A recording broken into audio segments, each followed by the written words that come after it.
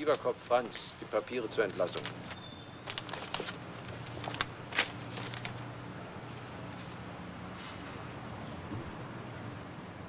Danke. Alle Gute, viel Spaß.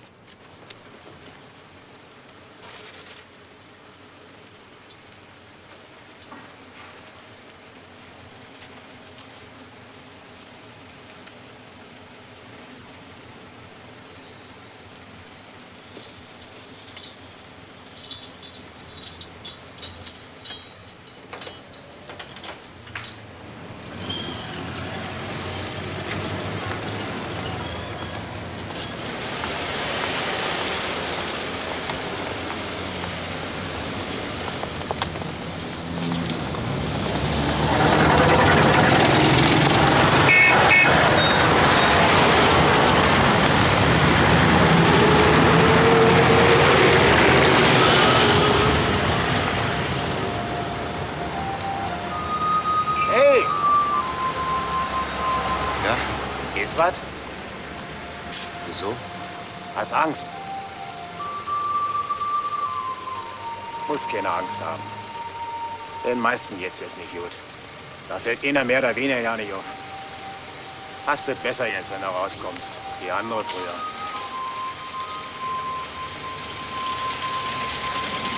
Waren noch bloß 4 Jahre, oder? Was ist das schon? 4 Jahre. 4 Jahre ist ja nicht. Mein Gott, da haben andere Leute ganz andere Zeiten abgesessen.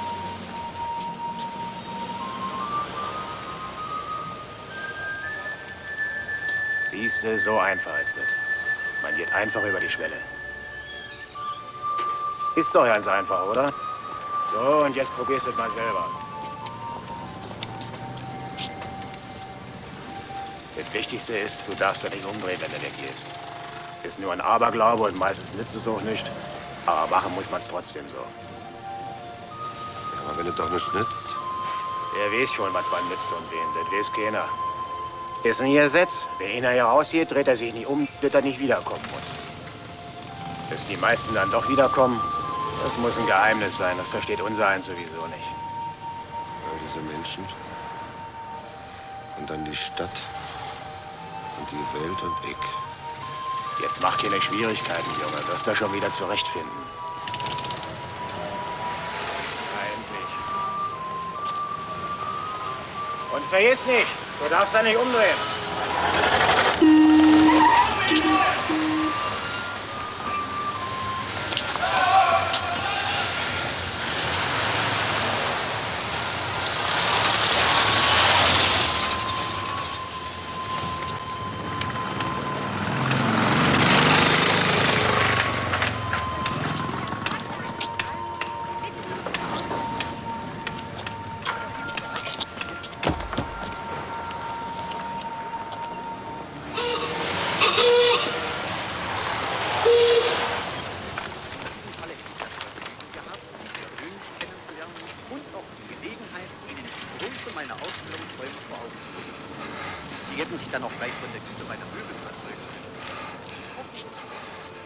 Was ist der? Ist er nicht gut? Sie haben Gabeln.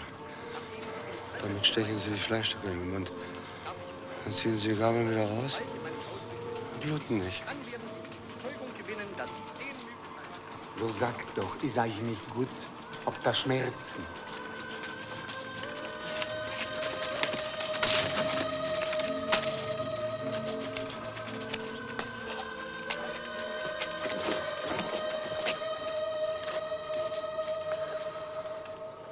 Cognac. Ein Cognac. Ein Cognac. Bei entsprechenden Glockenzeichen ist sofort mit der Arbeit zu beginnen. Sie darf nur unterbrochen werden in der zum Essen, Spaziergang, Unterricht bestimmten Zeit. Beim Spaziergang haben die Gefangenen die Arme ausgestreckt zu halten und vor- und rückwärts zu bewegen. Bleibt doch stehen. Ist euch nicht gut. Was soll geschehen? Wird doch nicht so schlimm sein. Man wird schon nie verkommen. Berlin ist groß. Wo 1000 leben, wird noch einer leben. Es aus ein Ruf wieder Geklirr und Bogenfall zum Rhein, zum deutschen Rhein. Wir alle wollen Hüter sein. Lieb Vaterland, magst ruhig sein. Lieb Vaterland, magst ruhig sein. Fest steht und treu die Wacht am Rhein. Fest steht und treu die Wacht am Rhein. Die Gefangenen werden in Einzelhaft, Zellenhaft und Gemeinschaftshaft untergebracht. Bei Einzelhaft wird der Gefangene Tag und Nacht unausgesetzt von anderen Gefangenen gesondert gehalten.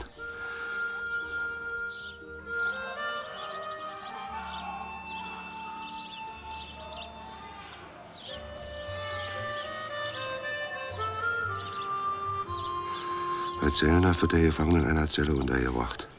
Jedoch bei Bewegung im Freien, beim Unterricht, Gottesdienst mit anderen zusammengebracht. Kommt mitten in die Wohnung. Ich werde euch eine Geschichte erzählen.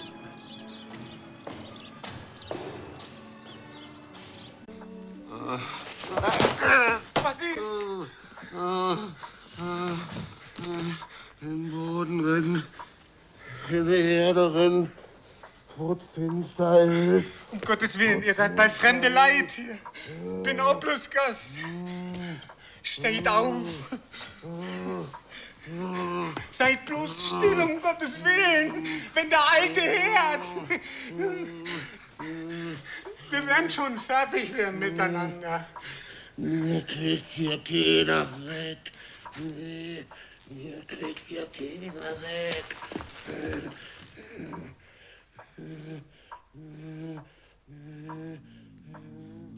Ihr werdet nicht sprechen, was mit euch ist.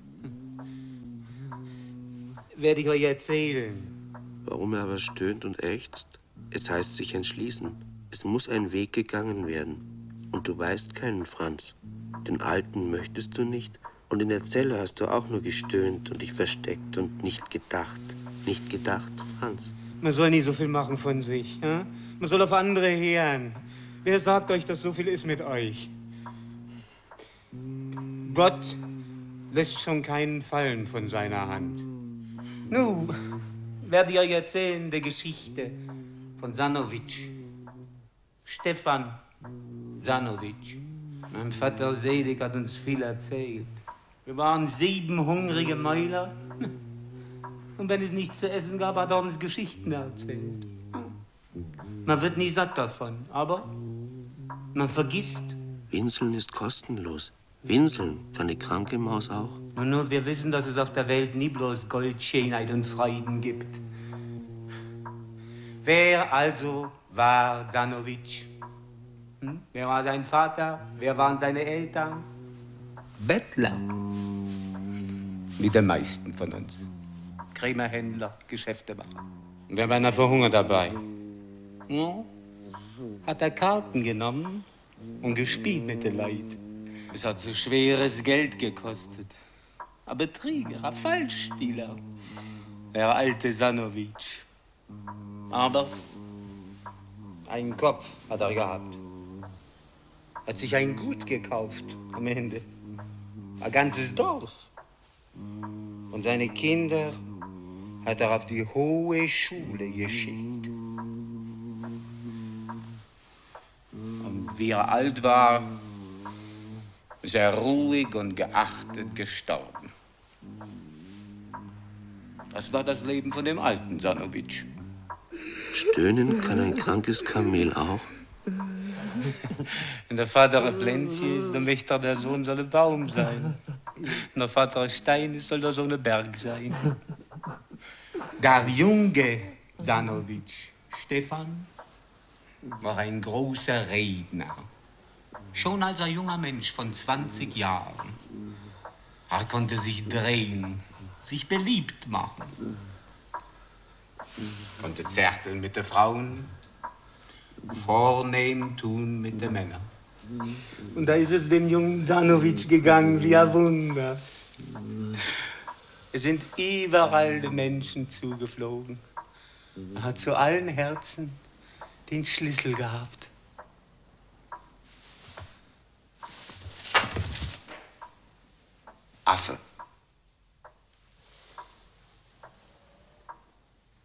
Bereuen sollst du. Erkennen, was geschehen ist. Erkennen, was Not tut. Nun, ich will euch fragen, wodurch ist der Sanowitsch weitergekommen? Der Junge wie der Alte. Ihr meint, sie haben ein Gehirn gehabt, sind klug gewesen. Sind nur andere klug gewesen. Und waren mit 80 Jahren nicht so weit wie Stefan mit 20. Aber die Hauptsache am Menschen sind seine Augen und seine Füße. Man muss die Welt sehen kennen und muss zu ihr hingehen. So hört, was der Stefan Sanowitsch getan hat, der die Menschen gesehen hat. Und er wusste, wie wenig man sich vor Menschen fürchten muss. Seht einmal, wie sie einem die Wege ebnen, wie sie dem Blinden fast den Weg zeigen. Sie haben von ihm gewollt, du bist der Baron Warta. Schön, hat er gesagt, bin ich der Baron Warta. Später hat ihm das nie genügt, oder ihn nicht. Wenn schon Baron, warum nie mehr? Sagen Sie mal, Sie, Mannequin, Sie sind wohl überfahren worden. Sie sind wohl ein bisschen überkandidelt, ja?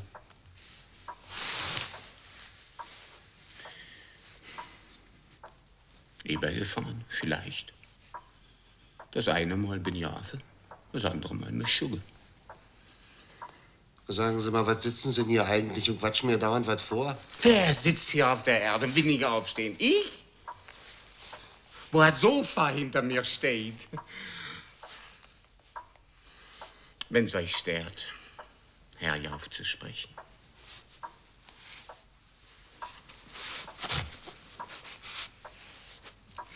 So sitzt er schon bequem. Hören Sie mal sachte auf mit dem Quatsch. Ja, wie ihr wollt. Ich habe die Geschichte schon oft erzählt. Mir liegt nichts dran, wenn euch nichts dran liegt. Nee. Jetzt erzählen Sie mal die Geschichte weiter. Ich wollte euch doch bloß die Augen aufmachen. Der Stefan Sanowitsch, von dem ihr gehört habt, hat also Geld bekommen.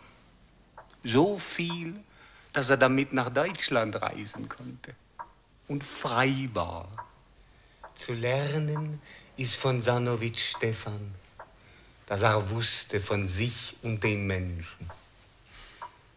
Da war er unschuldig, wie ein zwitscherndes Vöglein. Seht, er hat so wenig Angst vor der Welt gehabt.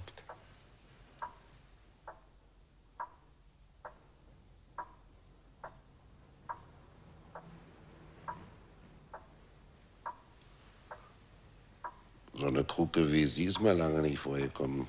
Vielleicht habt ihr nicht hingesehen. Es gibt noch. Womit handeln Sie ihn eigentlich? Sie leben wohl auf dem Mond, äh? Das ist gut. Jetzt werden wir sprechen vom Mond. Wer ist Jenner?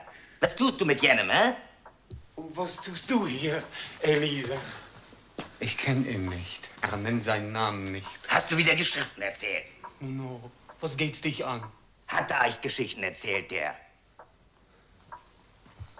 Er spricht nicht. Er geht herum und singt auf der Hefe. So lass ihm gehen.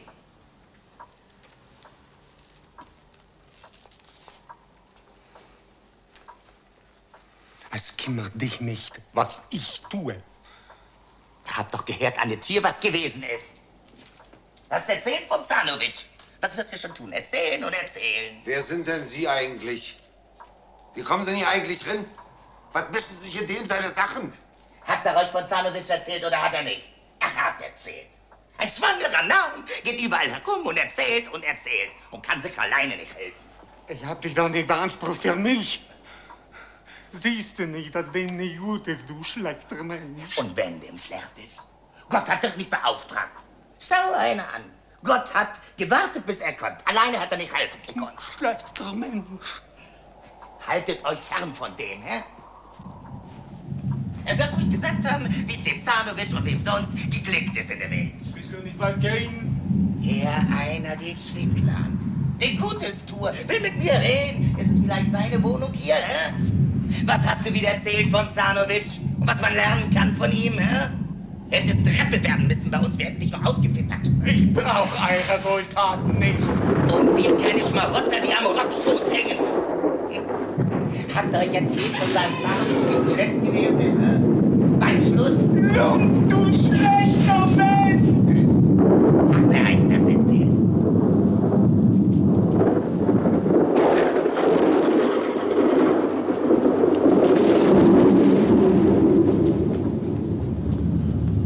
Laufen Sie doch nicht weg, regen Sie sich doch nicht auf. Lassen Sie doch quasseln. Ach, der leite Mischschucke. Er soll euch erzählen, was für ein Ende das genommen hat mit seinem Zanowitsch, Stefan. Er erzählt es nicht. Warum erzählt das nicht? Ich frage. Du ein schlechter Mensch bist, Elise. So. Wie alt ist er denn geworden, dein Zanowitsch, hä? 30 Jahre. Mehr hat er nicht bekommen zur Strafe für seine Übeltaten. Er hat geliehenes Geld nicht zurückzahlen können. Da haben sie Mann gezeigt. Dabei ist alles rausgekommen über seinen Helden. Na und? Hast du ihm erzählt? Von seinen schwarzen Händen? Im Gefängnis? Wie er sich die Adern geöffnet hat? Wie er tot war? Ein schönes Leben. Ein schönes Ende. Sowas muss man erzählen. Nachher ist der Henker gekommen. Der Schinder mit einem Karren für die toten Hunde, Pferde und Katzen und hat ihn aufgeladen. Den Zanowitsch. Und ihn hingeworfen am Galgen draußen. Und Müll von der Stadt über ihn geschüttet. Ist das wahr? Stöhnen kann eine kranke Maus auch. So, das ist für dich, dass du so einer bist, mein Schwager. So, und jetzt red du und sag, das ist nicht wahr, hä? Hören Sie mal, das ist richtig, was der da eben erzählt hat. Von dem Mann. Wie der verschütt ging. Und wie sie den umgebracht haben. Umgebracht? Hab ich gesagt, umgebracht? Nee, er hat sich alleine umgebracht. Wird er sich schon umgebracht haben? Was haben die denn getan? Die anderen? Ja, Und da werden doch noch welche gewesen sein, wie der Stefan. was sollen sie machen? Zugesehen haben sie.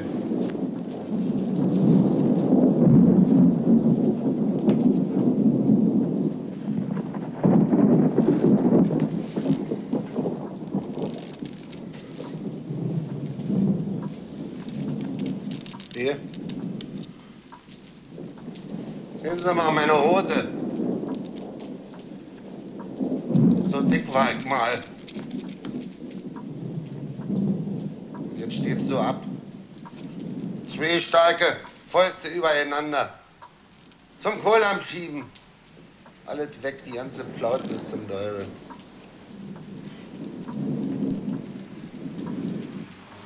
So wird man ruiniert. Wenn man nicht immer so gewesen ist, wie man sein sollte. Aber die anderen sind auch nicht viel besser. Das glaube ich nicht. Verrückt wollen sie den machen. Mit Zuchtheißler. Mensch schon. Heißt es, du bist entlassen. Und wieder Rinnmann in den Dreck. Das ist der gleiche Dreck noch wie vorher. Da gibt es nichts zu lachen. Das sehen Sie doch daran, was die gemacht haben mit dem Mann da. Die holen den Mann aus dem Bau raus.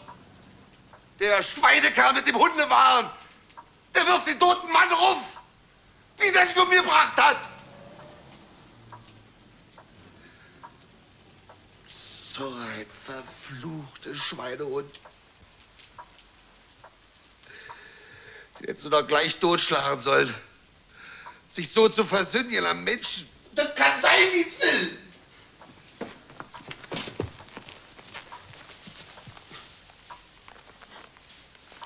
Nu, was soll man sagen? Ja, sind wir denn ja nicht mehr, weil wir mal was getan haben? Die können doch alle wieder auf die Beine kommen, die mal gesessen haben. Und die können gemacht haben, was sie wollen. Warum denn bereuen? Luft muss man sich machen. Drauf losschlagen. Dann liegt alles hinter einem. Dann ist alles vorbei. Angst und alles. Ich wollte euch doch nur sagen, ihr sollt nicht glauben, was mein Schwager euch erzählt. Es ist nicht immer wie man möchte. Geht auch manchmal anders. Das ist doch keine Gerechtigkeit, dass sie ihn auf den Mist schmeißen wie ein Köter und schütten noch Müll drauf. Und das ist die Gerechtigkeit gegen einen toten Mann? Pfui Teufel! Ja. Ich will mal von Ihnen verabschieden. Geben Sie mir mal Ihre Flossen. Ja. Sie meinen das gut. Und Sie auch. Ich heiße Biberkopf. Franz. Schön von Ihnen, dass Sie mir aufgenommen haben. Mein Piepmatz hat ja schon ganz schön gesungen im Hof, wa? Ja, Prost Neumann, das geht vorüber. Nun ist er wirklich gut. Werdet ihr auch allein gehen können? Dann machen Sie sich mal keine Sorgen, wir können Sie ruhig laufen lassen.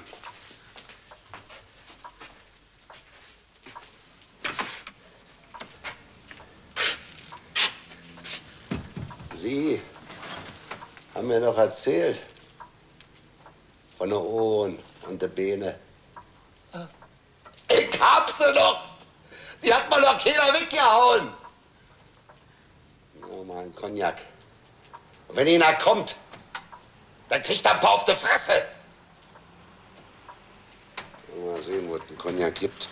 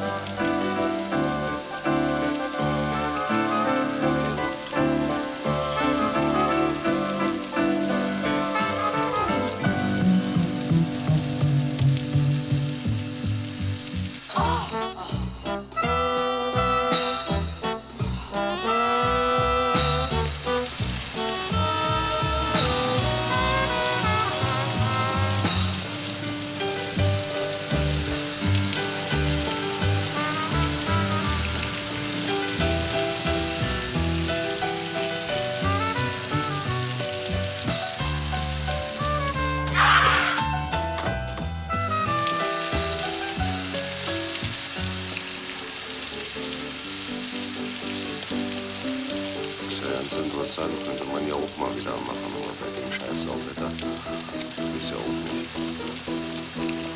Und überhaupt, was soll der ganze Quatsch? Beschissenes Wetter.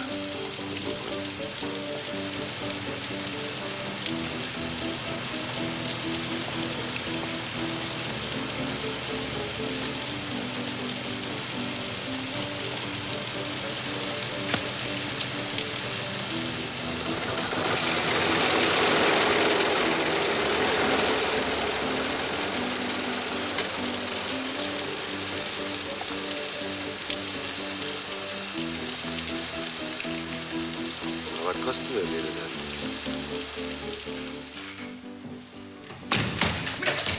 Lass mich doch los, Mensch! So, reißt mir ja die Kletage. Willst du die etwa bezahlen, oder was? Ich krieg doch keine Luft, du Dussel! Übergeschnappt.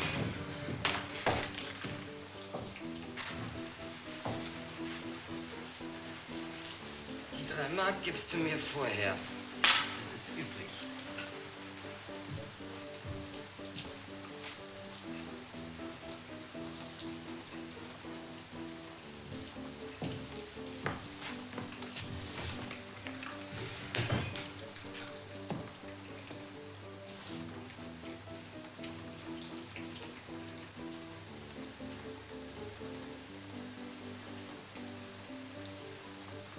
Schaust du mich denn so an? Naja, weil ich nämlich ein paar Jährchen abgerissen habe. Dicke, draußen in Tegel, kannst du ja denken.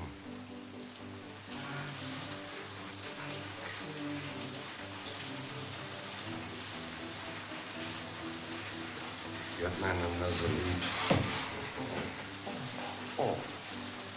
mit der Wurst über den Rindstein springt. Oh. Put, put, put mein Hühnchen. Put, put, put mein Hahn. Put, put, put, put.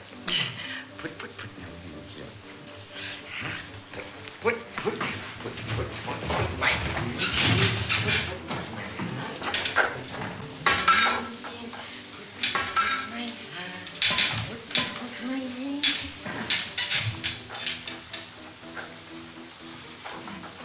Die Kluftner für den Kerni, Mann. Das ist kein Kerl, das ist meine Wirtin.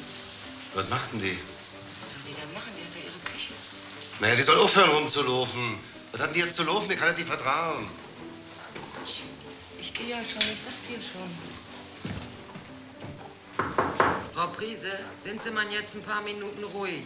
Ich habe hier mit einem Herrn zu reden. Wichtiges. Im Vaterland kannst ruhig sein. Kannst ruhig sein. Stolz steht die Wacht. Die Wacht am Rhein.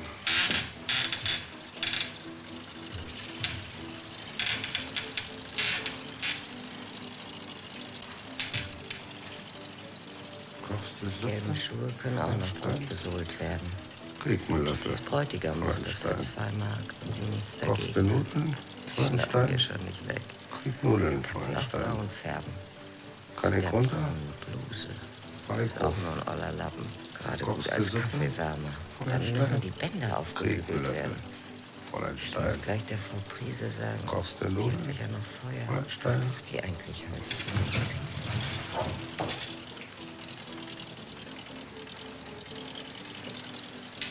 Du magst mich wohl nicht, ne?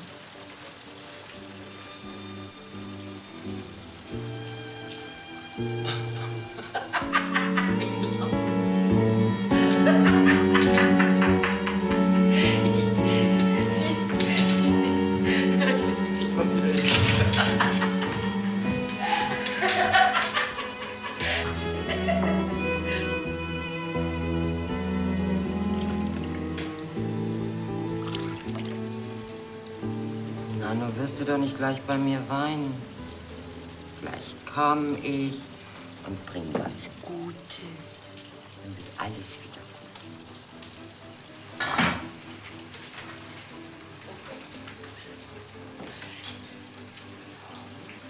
Mach das Nägelchen auf. Oder man muss trinken. Bei uns gibt's Humor. Hier ist man vergnügt.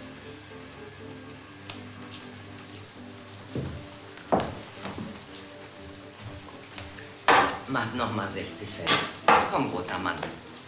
Sind's die Augen, geh zu Mampe, schießt dir einen auf die Lampe. Und außerdem hab ich hier was, wenn du das liest, wird sowieso alles gleich wieder gut.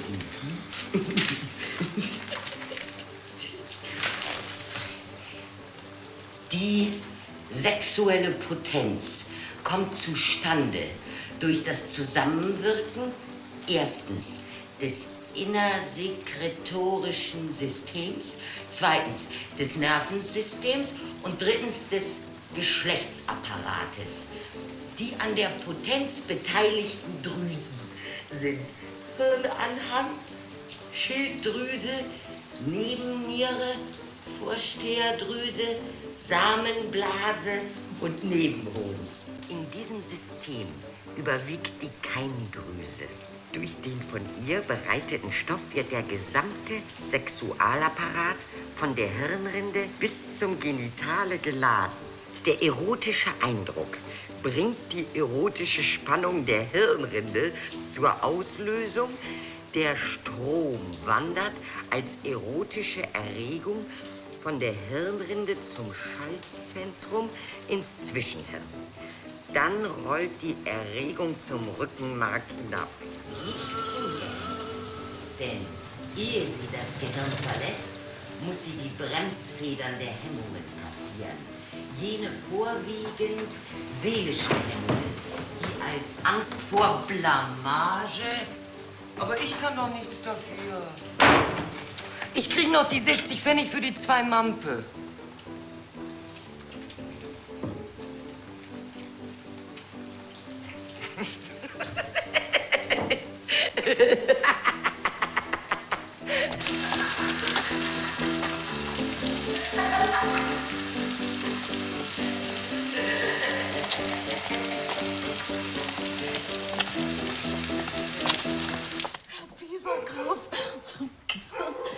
Sie kommen ja so spät. Ich hab viel früher mit Ihnen gerechnet.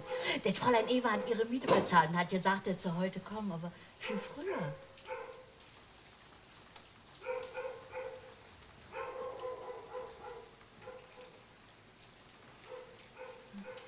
Kommen Sie rein. Danke. Sie wissen doch noch, wo Ihr Zimmer war, oder? Ist doch noch gar nicht so lange her. Gleich der nächste Tür. Sie können aber auch die anderen nehmen. Ja. 4 Jahre.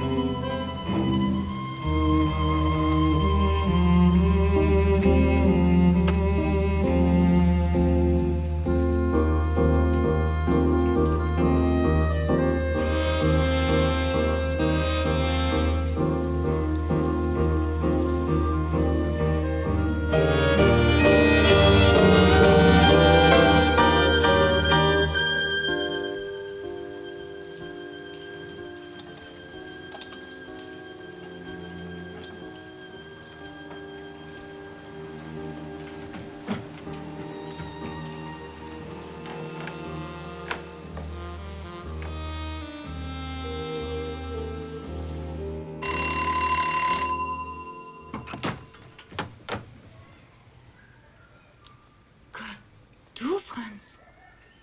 Ja, mach auf. Lass mal rein.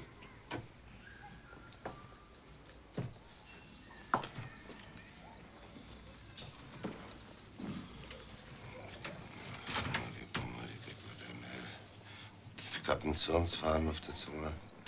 Was willst du denn bei uns, wenn der einer gesehen hat auf der Treppe? Na und? Was schadet denn das? Die können Mama. Morgen!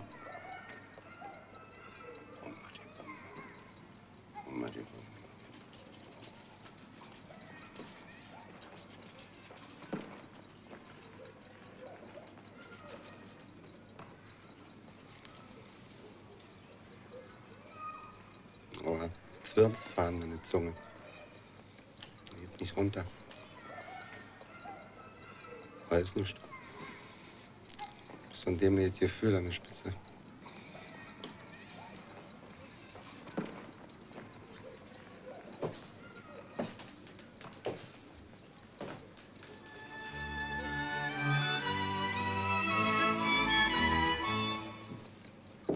Was willst du denn hier, Franz? Du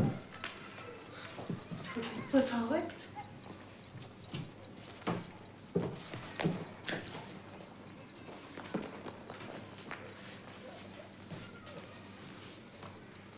Ich setz mal hin.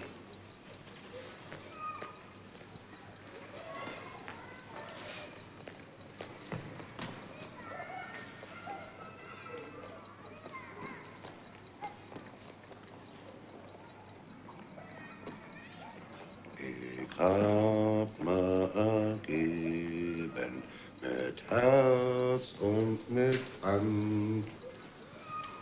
Der Kaiser überreicht den Degen. Der Kaiser muss mir den Degen wiedergeben. Das ist der Lauf der Welt.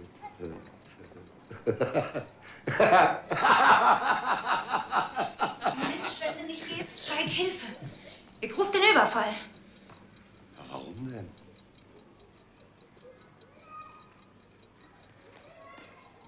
Rummadibum. Ich bin so weit gelaufen. Ich bin da. Ich sitze da. Haben Sie dir denn schon rausgelassen? Ja, ist um. Weil sie mal rausgelassen haben, bin ich eben da. Wir haben sie schon rausgelassen. Aber wie?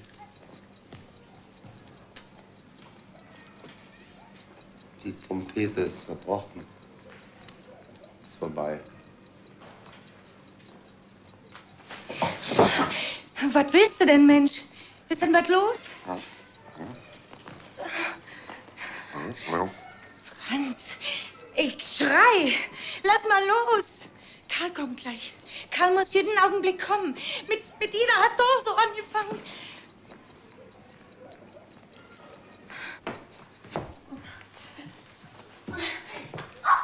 Was ist eine Frau unter Freunden wert? Das Londoner Ehescheidungsgericht sprach auf Antrag des Kapitäns Bacon die Scheidung wegen Ehebruch seiner Frau mit seinem Kameraden, dem Kapitän Förber, aus und billigte ihm eine Entschädigung von 750 Pfund zu. Der Kapitän scheint seine treulose Gattin, die demnächst ihren Liebhaber heiraten wird, nicht allzu hoch bewertet zu haben. Da kann man nichts machen. Solche Männerarme sind aus Eisen. Eisen. Ich schreie um Hilfe.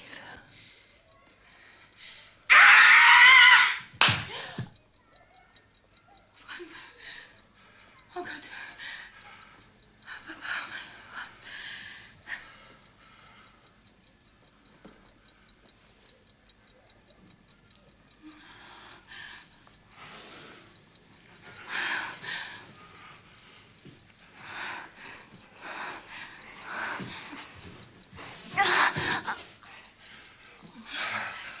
So hat er manchmal Ida angeschaut. Er hat Ida in den Armen. Sie ist es. Ida hat er in den Armen. Und Ida ist meine Schwester.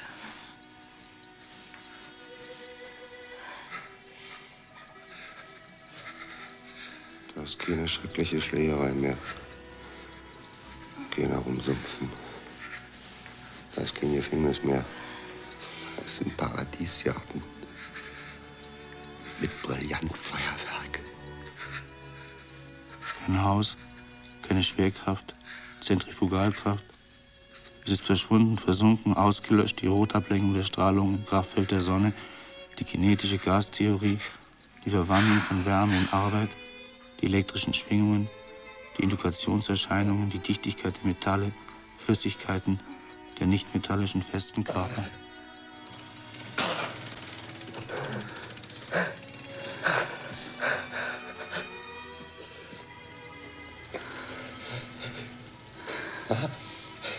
Ja, wird man mal. Egal, Stille, wenn du fertig bringst. Verdient hast du. Ja. Was blasen die Trompeten? Was blasen die Trompeten? Husaren heraus! Was blasen die Trompeten? Husaren heraus! Halleluja! Franz Bieberkopf ist entlassen! Franz Bieberkopf ist wieder da! Ich sag's mal. Franz Bieberkopf ist frei! Ich sag's Karl. Die hätten sie gleich noch viel drin lassen sollen. Alles Franz! Franz ist wieder da! Franz ist wieder frei! Nimm deinen Hut und hau ab. Wenn er dich trifft und ich hab ein blaues Auge. Ein blaues Auge. Und lass ihn nicht wiedersehen. Und lass ihn nicht wiedersehen, sonst zeig's Karl. Ja, sag ihm das. Sag ihm alles, Männer. Ich bin so froh. Männer, Mensch, ich bin doch so froh. Jetzt bin ich doch endlich wieder ein Mensch. Und wer bezahlt die Schürze? Typisch Mann. So blöd. Möchte mir einmal im Leben so viel eingeben können. Einmal im Leben. Franz hat seine Braut erschlagen, Ida, Der Nachname tut nichts zur Sache. In der Blüte ihrer Jahre. Dies ist passiert bei einer Auseinandersetzung zwischen Franz und Ida, wobei zunächst folgende Organe des Weibes leicht beschädigt wurden. Die Haut über der Nase am spitzen Teil und in der Mitte der darunter liegende Knochen mit dem Knorpel, was aber erst im Krankenhaus bemerkt wurde und dann in den Gerichtsakten eine Rolle spielte. Ferner die rechte und linke Schulter, die leichte Quetschungen davon trugen mit Blutaustritt. Er nahm nichts in die Hand als einen kleinen hölzernen Sahneschläger. Und diesen Sahneschläger brachte er in einem enormen zweimaligen Schwung zusammen mit dem Brustkorb Idas, der Partnerin des Gesprächs. Idas Brustkorb war bis zu diesem Tag völlig intakt. Die ganze kleine Person, die sehr nett anzublicken war, freilich nicht. Vielmehr nebenbei, der von ihr ernährte Mann vermutete nicht zu Unrecht, dass sie ihm den Laufpass geben wollte zugunsten eines neu aufgetauchten Breslauers. Jedenfalls war der Brustkorb des niedlichen Mädchens auf die Berührung mit dem Sahneschläger nicht eingerichtet. Schon bei dem ersten Hiebe schrie sie Au und sagte nicht mehr dreckiger Strizzi, sondern Mensch. Die zweite Begegnung mit dem Sahneschläger erfolgte unter feststehender Haltung Franzens nach einer Vierteldrehung rechts seitens Idas, worauf Ida überhaupt nichts sagte, sondern nur merkwürdig den Mund aufsperrte. Was die Sekunde vorher mit dem Brustkorb der Frauensperson geschehen war, hängt zusammen mit den Gesetzen von Starre und Elastizität und Stoß und Widerstand. Es ist ohne Kenntnis dieser Gesetze überhaupt nicht verständlich. Man wird folgende Formel zur Hilfe nehmen. Das erste Newtonsche Gesetz, welches lautet, ein Körper verharrt im Zustand der Ruhe, solange keine Krafteinwirkung ihn veranlasst, seinen Zustand zu ändern, Klammer auf, bezieht sich auf Idas Rippen, Klammer zu. Das zweite Bewegungsgesetz Newtons, die Bewegungsänderung ist proportional der wirkenden Kraft und hat mit ihr die gleiche Richtung, Klammer auf.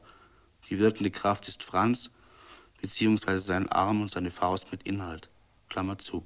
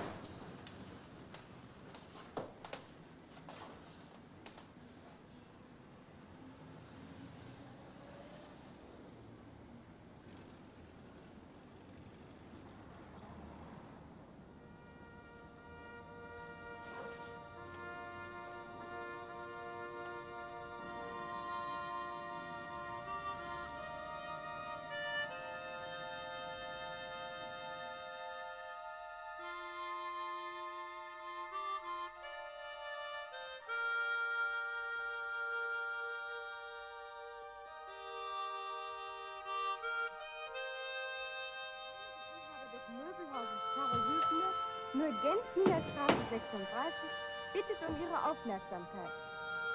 Ich erfülle bereitwillig Ihren Wunsch und überreiche Ihnen auf diesem Wege meinen neuen Katalog und auch die Preisliste. Dies in meinem Geschäft wäre mir eine noch größere Freude gewesen. In diesem Fall hätte ich Herein. gehabt, Sie persönlich kennenzulernen. Herr Bieberkopf, Besuch für Sie. Ihnen die Größe meiner Ausstellungsräume vor Augen zu führen.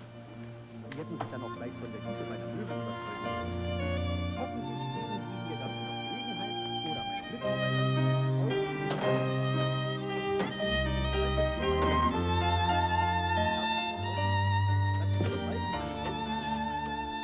Ja? Franz.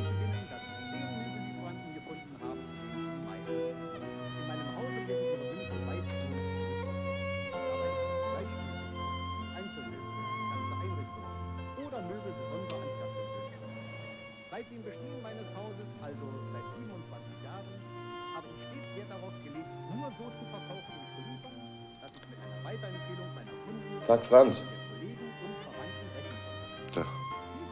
Ja, warum bist du nicht bei uns vorbeigekommen? Sollten Sie sich zum Kauf bei mir entschließen, dann werden auch Sie die Leistungen meines Hauses überzeugen.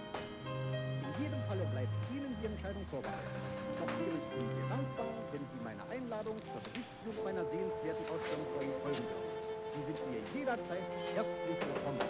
Um jeden Irrtum auszuschalten, Möbelhübner und die Rundfahrt. Tja, ich weiß nicht. Nur Berlin Westen, Ich- nur Gänzlinger Straße 36. Ja, was ist denn? Ich will nicht mehr so wie früher. Ich will nicht mehr so wie früher.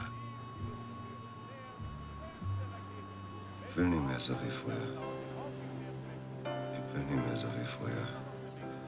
Ich will nicht mehr so wie früher. Ich will nicht mehr so wie früher. Ich will nicht mehr so wie früher. Was hat er denn? Der hat einen Knall. Ich will nicht mehr so wie früher. Ich will nicht mehr so wie früher. Franz. Ich will nicht mehr so wie früher. Ich will nicht mehr so wie früher. Ich will nicht mehr so wie früher. Ich will Franz. Ich will nicht mehr so wie früher. Ich will nicht mehr so wie früher. Ich will nicht mehr so wie früher. Ich will nicht mehr so wie früher. Ich will nicht mehr so wie früher. Ich will nicht mehr so wie früher.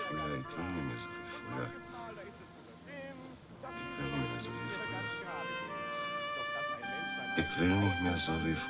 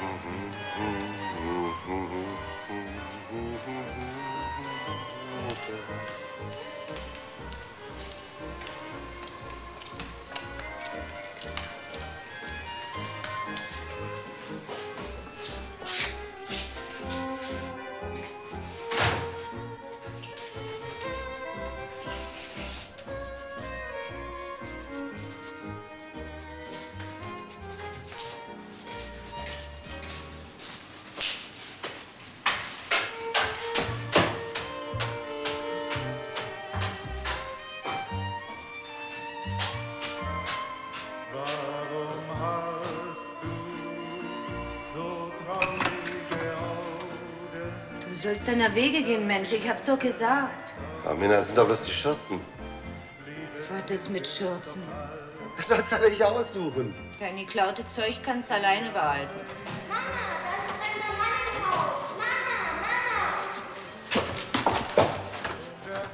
Kannst du nicht einbilden. Das bloß die Leute im Haus sollen da nicht sehen. Aber das ist doch bloß wegen den Schürzen. Ich hab schon gesagt, dein geklaute Zeug, das kannst du alleine behalten. Das ist nicht geklaut. Guck mal.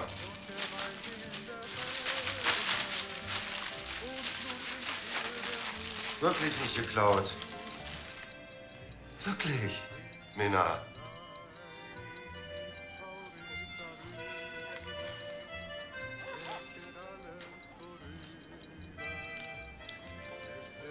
Das ist alles für dich, Minna.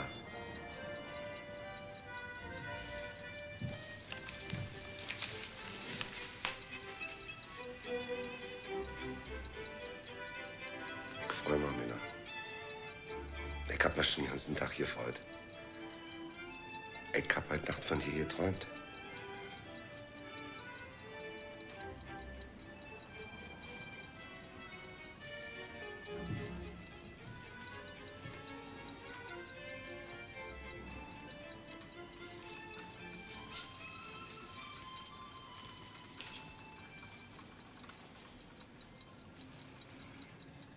Machst einen unglücklich, Mensch. Aber was ist denn? Karl hat mir das blaue Ohr auch nicht geglaubt. Wie ich mir dann am Spind so stoßen kann, das soll ich ihm vormachen. Aber man kann sie doch am Spind ein blaues Auge stoßen, wenn die Tür offen steht. Kann er ja probieren. Aber ich weiß nicht warum. Er glaubt's nicht. Verstehe ich nicht, Minna. Ja, weil ich auch noch so Flecken habe. Im Hals. Die habe ich gar nicht gemerkt. Was soll ich denn da sagen, wenn er sie einem zeigt und man kickt in den Spiegel und weiß nicht, wo man sie her hat? Kann sich doch kratzen. Kann einem doch was jucken. Lass also nicht so kujonieren vom Karl. Hat dem hätte ich vielleicht Bescheid gestoßen, du. Du kommst auch noch immer wieder rauf. Und die Leute werden da gesehen haben. Geh bloß weg, Franz, und komm nicht wieder. Du machst mal unglücklich.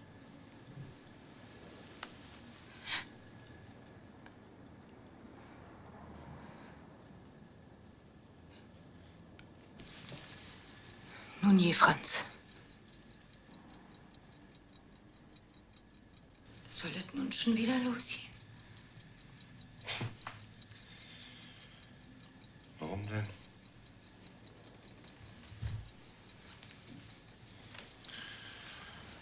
Ich will doch bloß bei dir in der Stube sitzen.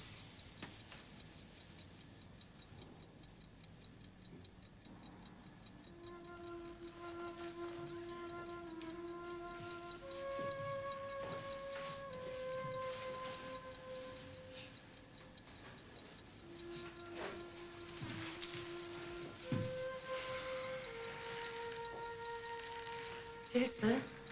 Nee, lass.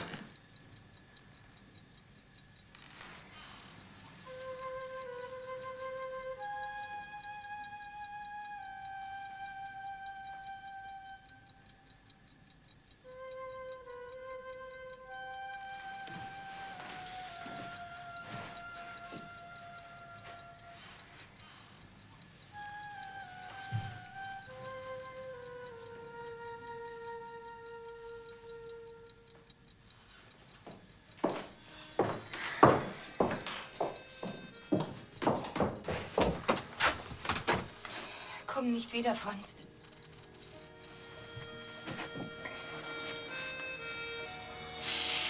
Mensch, Mila, du aber auch mit ihm machen kannst. Ja, warum sollten nicht wiederkommen?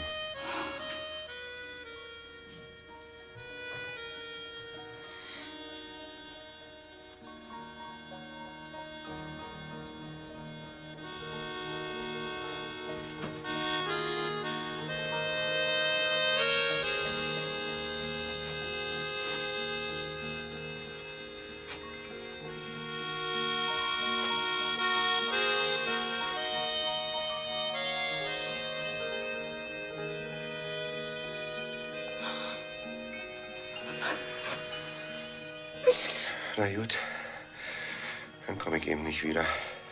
Nein, komm nicht wieder.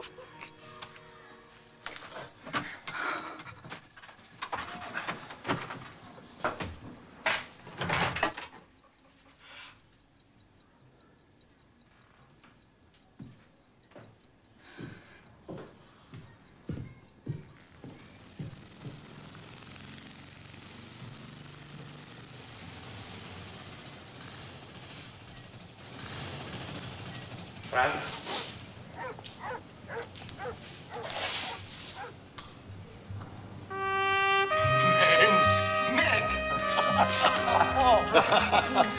Ich bin dir schon nachgegangen, seit du weg bist von zu Hause. Du hättest doch was sagen können. Warum hast du nicht gesagt? Warum sagst du denn nicht? Ich weiß nicht. Bloß so ein Gefühl. Was willst du denn bei denen da oben?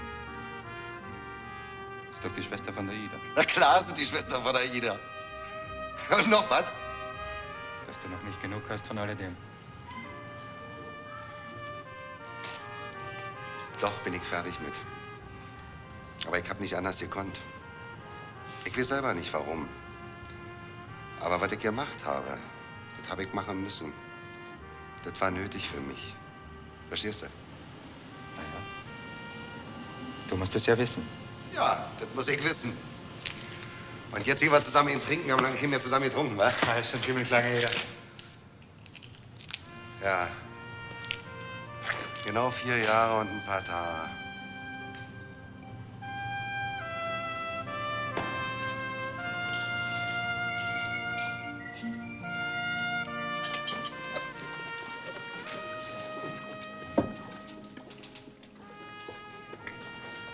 Sag mal, ganz ehrlich, wie war es denn da drinnen? Nicht anders als draußen. Da staunst du, wa? Aber das ist die Wahrheit. Und die Wahrheit ist die Wahrheit. Ist die Wahrheit. Ist die Wahrheit. Ist die Wahrheit. Kennst du die? Das ist die polnische Lina. Die ist immer hier. Mhm. Sag mal, ist was mit der? Da weiß keiner, was genau ist. Aber sie ist ein lieber Kerl, das weiß jeder. Die könnte mir gefallen.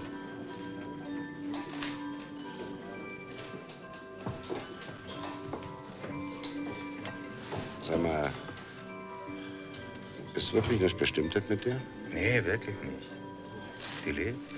Jeder versucht zu leben. Die Zeiten sind so, jeder muss schauen, wie er über die Runden kommt. Tja, jeder versucht zu leben. Und du? Was machst denn du so? Ja, weißt du, was macht man? Ich mache heute das und morgen das und übermorgen das. Und das und das und das. Tja, so ist das eben. Neu soll es sein. Das ist richtig. Neu und anders. Ganz anders, ganz neu.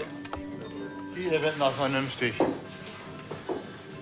Ja, das ist richtig. Jeder wird mal vernünftig. Auch der Vernünftigste. Auch der Vernünftigste wird mal vernünftig. Prost. Prost. Gut, jetzt bring uns mal noch 3. Und der Dame bringst den Cognac. Und wenn sie Lust hat, dann soll sie sich zu uns setzen. Und wenn nicht, dann setzt sie sich nicht.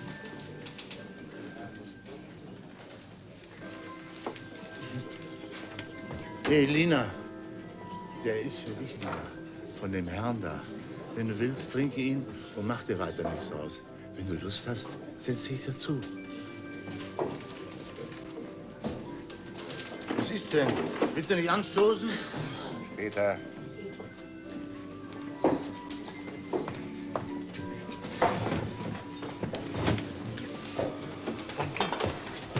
Na, ich hab das nicht zu danken.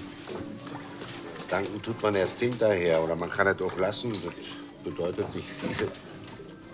Waren Sie krank? Oder? So kann man es auch sagen. Ja, so kann man es auch sagen. Sie sind gesessen. Warten Sie. Sie sind 3, nein, eher 4 Jahre gesessen. Sie dürfen sich nichts daraus machen. Ich habe das so manchmal an mir.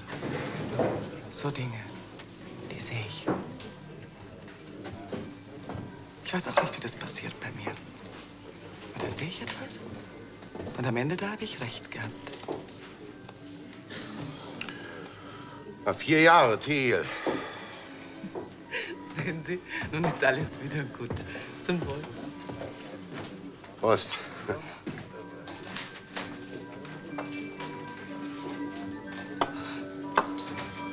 Tja, was soll man glauben? Man kann glauben an dies, man kann glauben an das. Die Wirklichkeit, die ist nicht wirklich.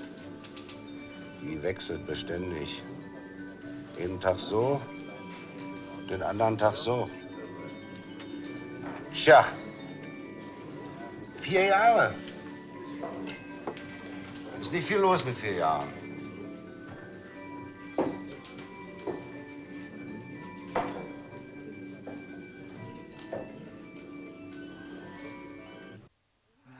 Weißt du, was das heißt? Heimweh, wie das Herz zerreißt. Heimweh, alles ringsumher ist so kalt und leer. Leise rauscht das Meer. Heimweh, Heimweh. Weißt du, wie das ist? Heimweh.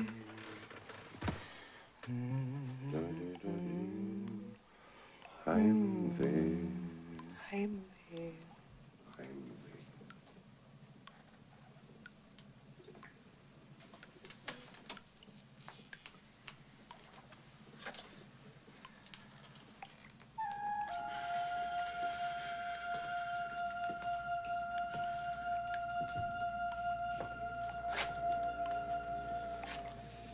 Testi Fortan.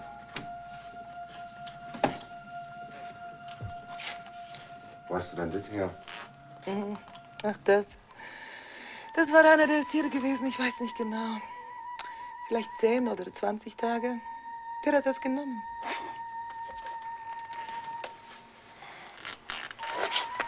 Testi Fortan.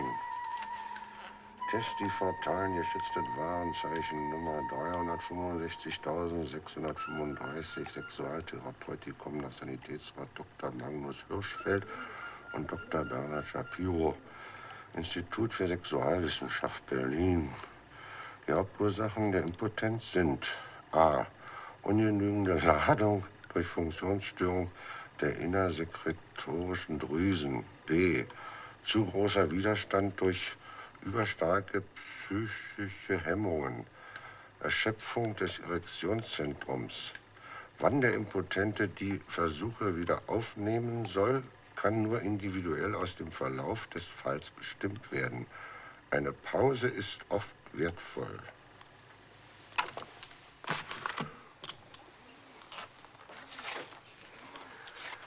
Eine Pause ist oft wertvoll.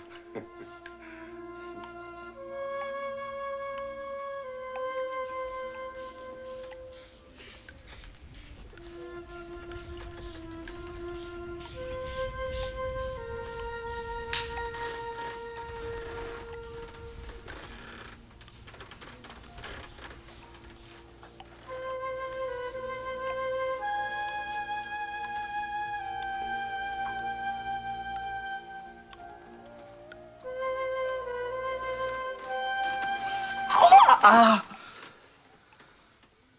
Was ist denn? Das ist so bei mir. Ja? Ist das so bei dir?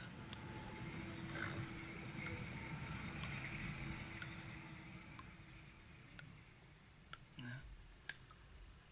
Schön.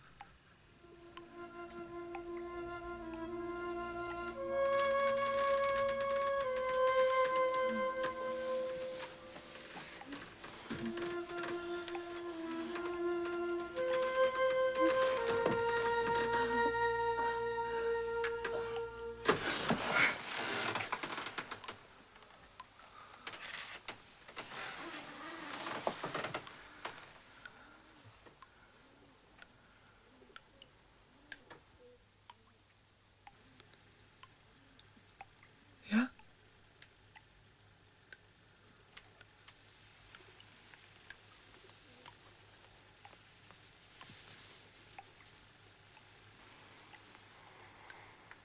Du hast so schöne Haut. Das ist es, wovon einer träumt. Ich weiß nicht genau, was das ist, wovon er träumt.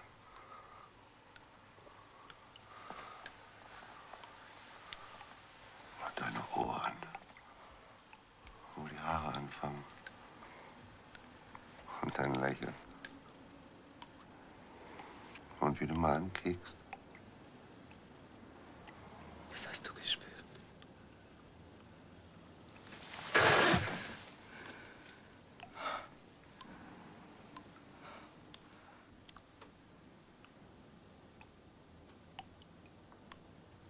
Aua. Aua.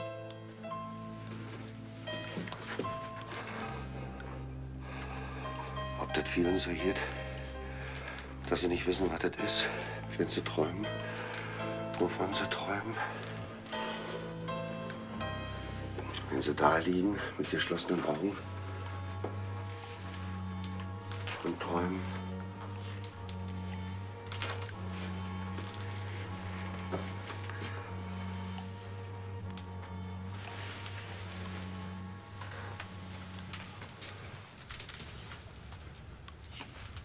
Aber jetzt weiß ich, was ich tun wollte heute. Ich wollte einen Grund haben dafür, das zu tun, was ich ohnehin tun wollte. Jetzt weiß ich's. Und ich hab's schon vorher gewollt. Und hab es nicht gewusst. Ich hab schwören wollen. Ich hab einen Eid ablegen wollen, dass ich ehrlich bleib. Dass ich ehrlich bleib. Und dass ich nie wieder was tun werde, dass ich nicht wieder was anderes tue, als was andere tun. Das hab ich schwören wollen. Ich hab schwören wollen, dass ich nie wieder unehrlich bin. Das hab ich schwören wollen. Und jetzt hab ich's geschworen. Und du hast es gehört. Ich hab einen Schwur geleistet. Ich hab geschworen, dass ich ehrlich bleibe. Ich hab geschworen, dass ich ehrlich bleibe. Ich hab einen Schwur abgelegt. Und du bist mein Zeuge. Du hast es gehört. Du hast es gehört, dass ich ehrlich bleiben will. Ich hab einen Schwur abgelegt. Du bist mein Zeuge. Dass ich immer ehrlich bleiben will. Dass ich immer ehrlich bleiben will. Dass ich immer ehrlich bleiben will. Dass ich immer ehrlich bleiben will. Immer ehrlich bleiben.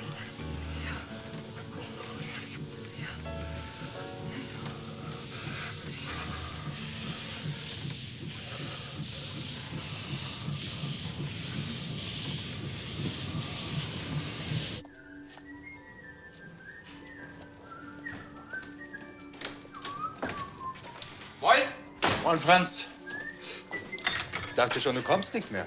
Du weißt doch, dass ich der zuverlässigste Mensch auf der Welt bin.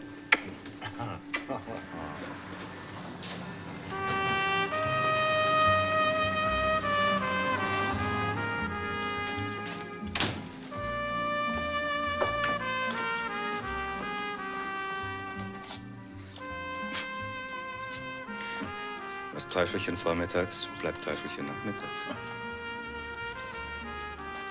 Tja. Tja, so ist das. Tja.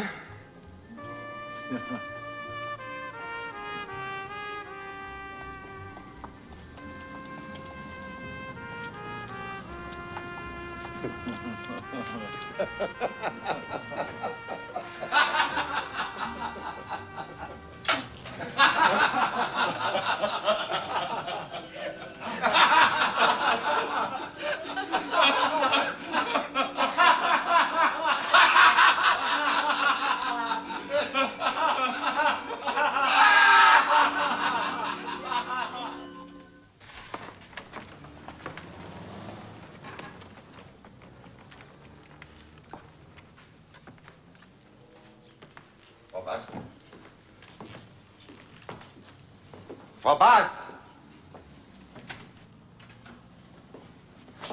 Die ganze Nacht sind Sie nicht da gewesen. Ja, so ist das Leben.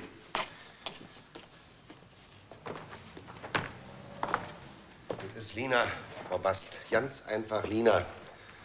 An die werden Sie sich gewöhnen müssen. Ja, aber... Kein Aber, Frau Bast. Hm? Lina. Geh doch schon hin zu ihr und gib ihr die Hand. Du musst doch auskommen mit ihr. Komm, die ist in Ordnung.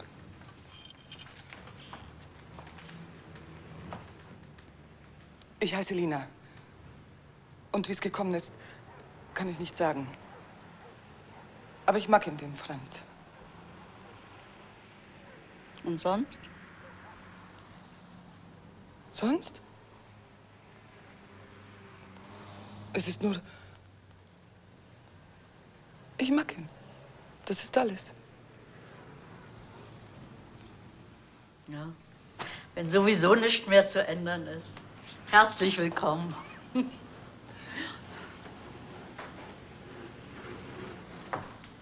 Das ist gut, Lina.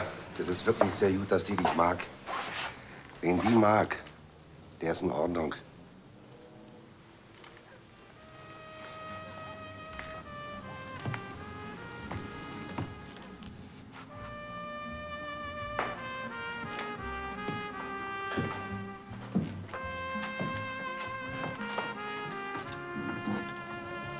Ach, Herr Meck. Immer noch so lustig wie früher? Wie es die Zeiten erlauben, Frau Bast. Sie kennen das ja. Wo Sie recht haben, haben Sie recht. Übrigens, Herr Bieberkopf, ich weiß nicht, ob es was zu bedeuten hat, aber da ist ein Brief für Sie gekommen. Hat er einen Brief? Ein Brief für mich? Ja, irgendwas vom Amt. Aber muss ja nicht unbedingt was bedeuten.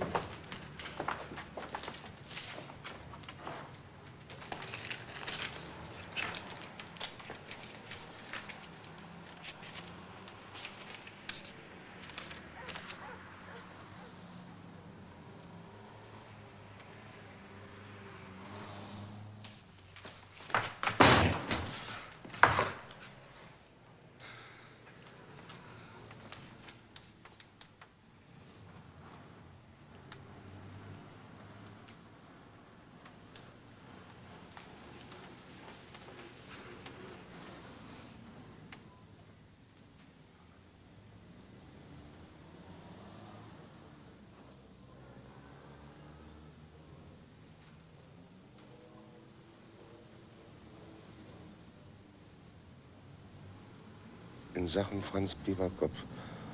Ausweislich der mir vorliegenden Akten sind Sie wegen Bedrohung, tätlicher Beleidigung und Körperverletzung mit tödlichem Ausgang bestraft worden.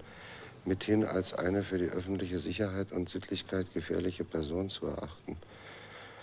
Demgemäß habe ich aufgrund der mir nach § 2 des Gesetzes vom 31. Dezember 1842 und nach § 3 des Gesetzes über die Freizügigkeit vom 1. November 1867 sowie nach den Gesetzen vom 12. Juni 1889 und 13. Juli 1900 zu stehenden Befugnis beschlossen, sie von Landespolizei wegen aus Berlin, Charlottenburg, Neukölln, Berlin, Schöneberg, Wilmersdorf, Lichtenberg, Strahlau sowie den Amtsbezirken Berlin, Freudenau, Schmargendorf, Tempelhof, Britz, Treptow, Reinickendorf, Weißensee, Pankow und Berlin-Tegel auszuweisen und fordere sie deshalb auf, den Ausweisungsbezirk binnen 14 Tagen zu verlassen.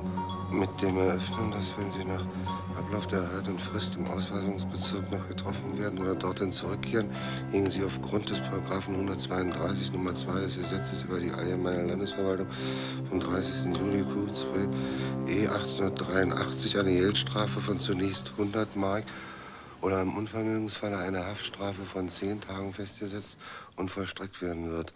Gleichzeitig werden Sie darauf aufmerksam gemacht, dass Sie, falls Sie in den nachstehend aufgeführten und Berlin gelegenen Ortschaften Potsdam, Spandau, Friedrichsfelde, Karlshorst, Friedrichshagen, Oberschöneweide und Wuhlheide, Fichtenau, Ransdorf, Karow, Buch, Frohnau, Köpenick, Langwitz, Steglitz, Zehlendorf, Teltow, Dahlem, Wannsee, Klein, Klinike, Novavis, Neuendorf, Eiche, Bornja und Bornstadt ihren Aufenthalt nehmen würden, ihre Ausweisung aus den betreffenden Ortschaften zu gewährtigen haben. Vordruck Nummer 968a, der Polizeipräsident von Berlin.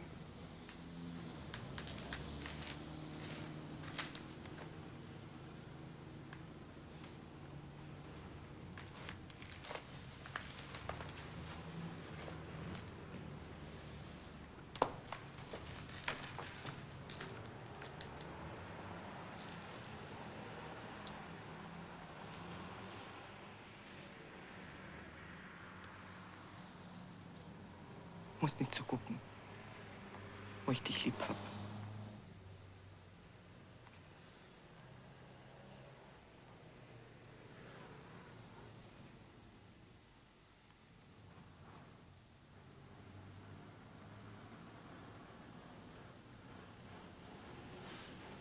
Tja. Jetzt sag doch was. Sag doch was. Sag doch endlich was.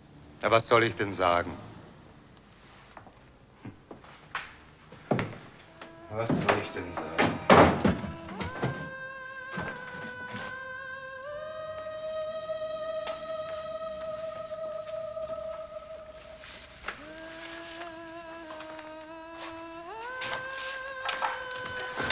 Sag doch was. Ich sag Brunnerstraße 1. Gefangenenfürsorge.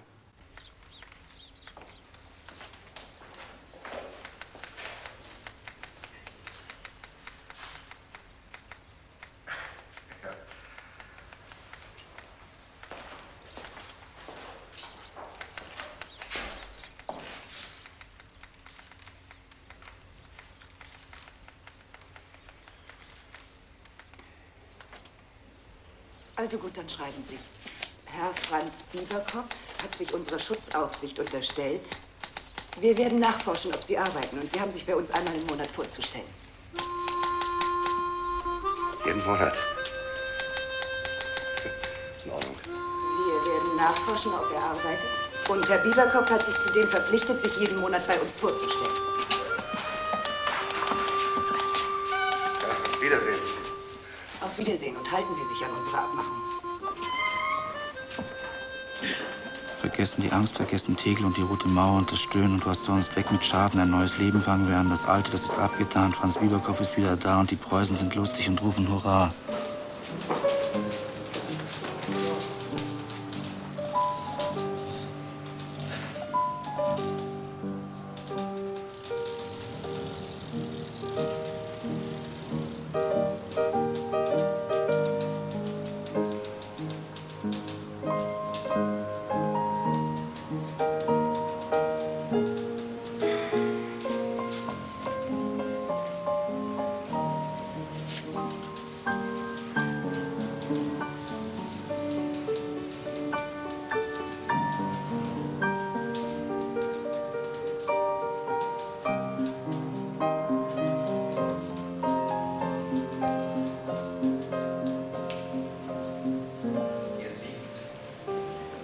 Ina, wir haben gesiegt.